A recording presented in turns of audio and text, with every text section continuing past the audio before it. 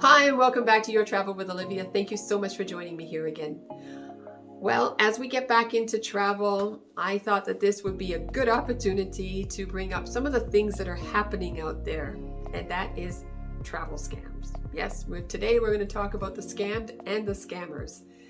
And I thought, I've been reading a lot about it over the last couple of days. For instance, there are some resorts out there that have found other ways to create revenue, and that's by providing a false positive test. Yes, by having the testing done at their resort, they are actually in control of doing the testing and giving that report. Now, to the traveler themselves, this is great. It's convenient. They get it done. They get their results, and it's all done on site. But when the result comes back positive, and the traveler thinks, I don't have any symptoms, nobody around me has any symptoms, and I don't see why I would be positive. And there are a few other people that I've talked to who've also come back positive. It kind of does send up those red flags and leaves them scratching their head. And this is why it has come to the news forefront that maybe some of these test results are inaccurate. So what is it that you as the traveler can do to protect yourself or to get a much more conclusive answer as to whether you really are carrying the virus or you are negative?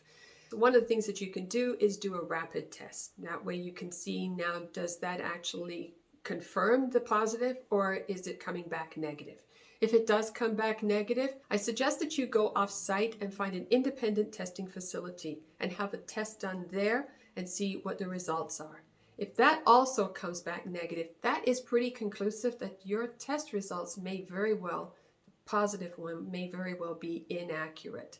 And you can use that in order for you to leave wherever it happens to be that you're leaving from. So keep this in mind when you are booking and traveling right now. Maybe look at the reviews before you leave and check and see if anybody has put a review in which is talked to the points that I am bringing up here. And if that's the case, maybe stay clear of that resort for now and book somewhere else. Now we take a look at the scammers, the ones who have that false fake document that says that they have had both their vaccines or that they have a negative COVID test. None of which is true, because they actually found somebody an individual, a company who is actually going to provide them with that kind of document for a fee. You can find them all over the internet. I believe even they were found even on Amazon. There are multiple reports of fake vaccine cards or passports being sold internationally on the dark web. On Amazon.ca, you can get this pack of 10 blank CDC cards for just $18.98. And so you want to stay clear of that. You want to stay clear of doing it. You want to stay clear of offering it. This is called fraud. It is a criminal offense, and it will be held to the fullest extent of the law. And it carries with it the maximum penalty of 10 years imprisonment. So my suggestion is, don't do it. Don't be the scam. Don't be the one who creates the document, and don't be the one who picks up that document. You will get caught at some point, and you don't want to risk everything.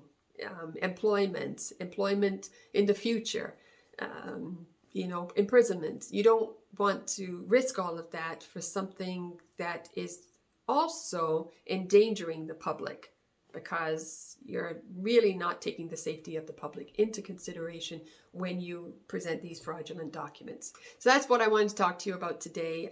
Just bringing to light some of the things that are going on out there.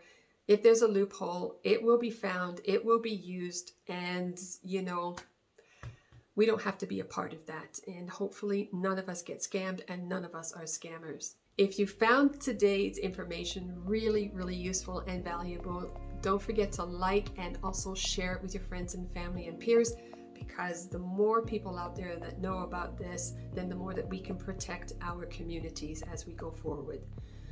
As always, it's a pleasure being here with all of you, and I look forward to seeing you in the new year. 2022 is coming up, and I have good feelings about this year.